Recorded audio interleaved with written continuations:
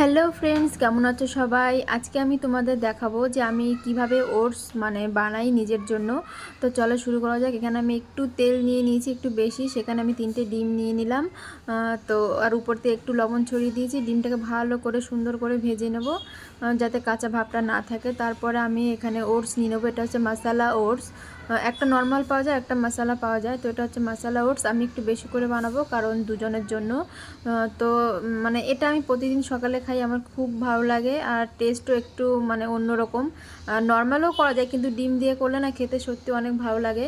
তো এখানে যখন ওই ওটসটা দেবো সেই সময় একটু ভাজা ভাজা করে পরিমাণ মতো একটু জল বেশি দিতে হবে, তাহলে কি একটু স্যুপের মতো জলটা থাকে। তো তারপরে দিয়ে 5 মিনিটের জন্য ঢেকে ব্যাস দেখো রেডি হয়ে গেছে। তারপর তোমরা সার্ভ করে দাও। এটা খেতে সত্যি খুব ভালো লাগে। শুকনো শুকনো অতটা বেশি ভালো লাগে না, একটু গ্রেভি থাকলে খেতে অনেক সুন্দর লাগে। তোমরা প্লিজ বাড়িতে ট্রাই করো আর আমাকে জানিও কেমন হয়েছে। Thank you, tata, bye by.